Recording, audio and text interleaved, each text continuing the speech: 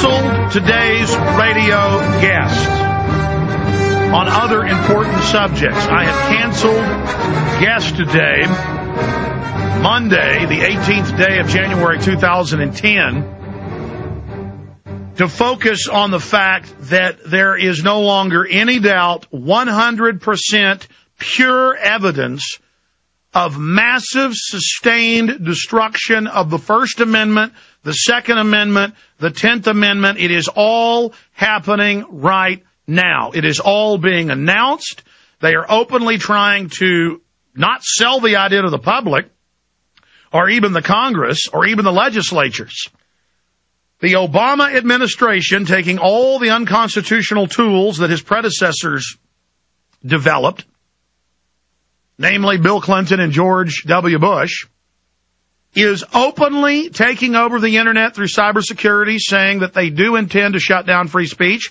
His czar of regulation openly says their plan is to end private ownership of firearms in the United States. The gauntlet's down. All over the country, the reports are pouring in and being confirmed so fast, my head is spinning, including the town I live in, the town I love, my adopted hometown. I'm from Dallas, Texas. And I love Texas, but I love Austin. And the town where I live is under a complete illegal federal jackboot.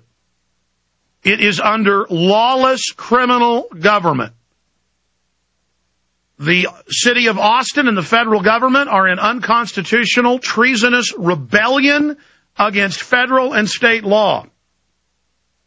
They have tried nationwide to ban gun shows. And now, since Obama got into office 1 year ago, later this week will be the 1 year anniversary.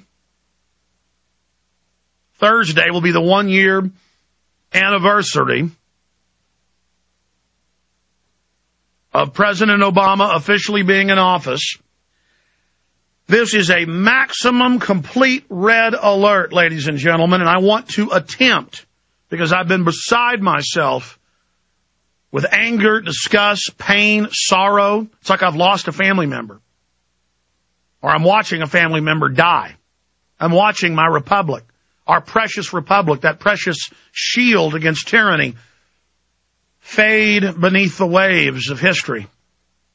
And I want to save the good ship of liberty. But I need your help, ladies and gentlemen. I can't even believe this headline. By the way, they didn't attempt. They succeeded for now. But the headline is, Feds, Cops attempt to shut down legal gun sales in Austin, Texas. This broke yesterday on the air when a caller called into the Sunday show. That's why callers are so important. They alert us to this. And said that he tried to go to the gun show, and, of course, it's legal and lawful for individuals to go meet at the gun show, to rent their own table if they want to sell a few guns, and to get rid of them.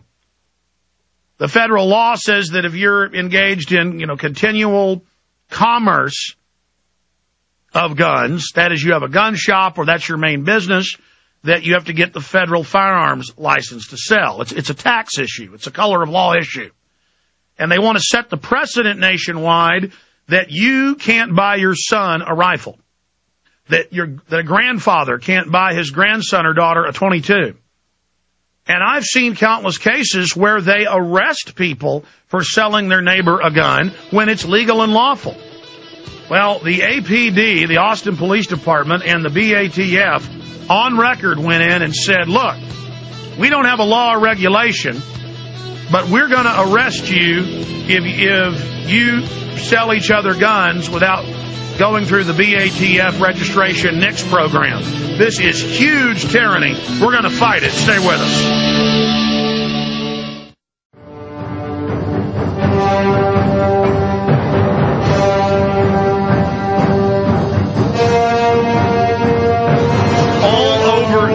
States in the last decade, I have seen reports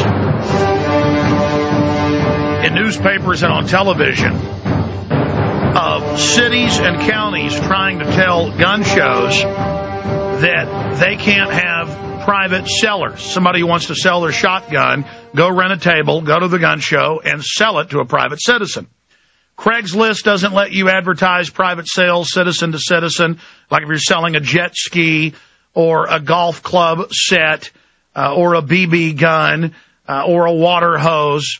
You can sell all of that, but you can't sell firearms. And now Craigslist and others aren't allowing slingshots and BB guns to be sold. Children are being arrested. Every week I see news reports of children playing with plastic guns, toy guns, and being arrested, saying that neighbors complained that it looked threatening. It is a religion of bondage and disarmament and demonization of the Second Amendment, where they want to basically create the illusion and the public perception that firearms are illegal. You know about billboards all over the country for more than a decade that show an image of a revolver, and it says, report illegal guns.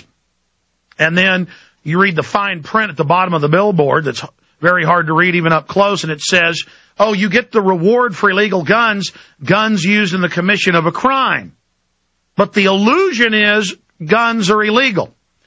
And that illusion, that fraud can't be pushed if you've got almost every state in the union still has the Constitution in place where you can sell your neighbor a shotgun or rifle, you can sell your cousin a shotgun or rifle or handgun, and you can put an ad in the paper, but most papers won't take the ads now, to say, hey, I've got a Mossberg shotgun I'm selling. I've got a Smith & Wesson 357 Magnum I'm selling. Or I've got ammo I'm selling. All over the country, stores, there's no law. The BATF just comes in and orders them and says, we're going to shut you down. And they sit there like crooks and threaten them if you don't start getting people's driver's license and name when they buy ammo.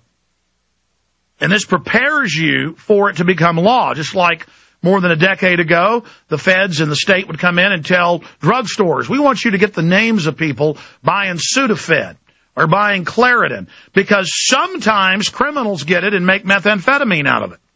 So because somebody might do something wrong, you all have to be color of law registered. Then, after that goes on for a few years, states like Texas and California and others, under federal grants, pass laws where you have to register to buy the over-the-counter medicines. A couple months out of the year, I get cedar fever, like most people in Austin.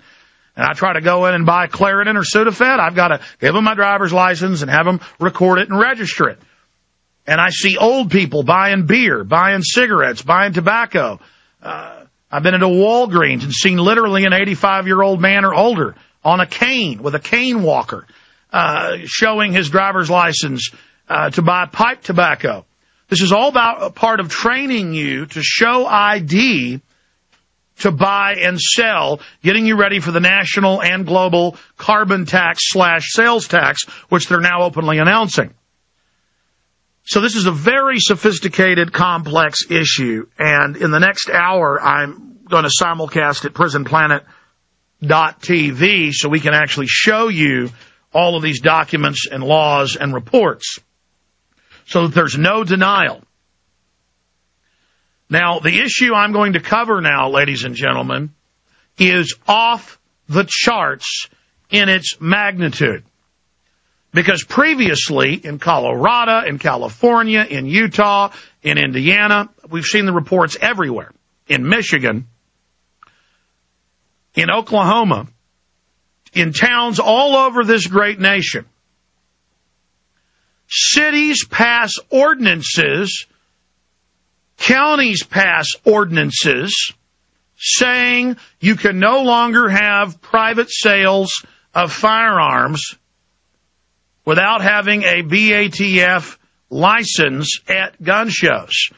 And some cities pass laws saying you can't sell your neighbor a gun, you can't buy your son a gun, any firearm transfer or sale must be registered. Now, Second Amendment organizations, grassroots organizations have fought in every state to defeat unconstitutional local ordinances Because if a city or county law does not cite its power for a law from the state constitution or state laws, it is illegal.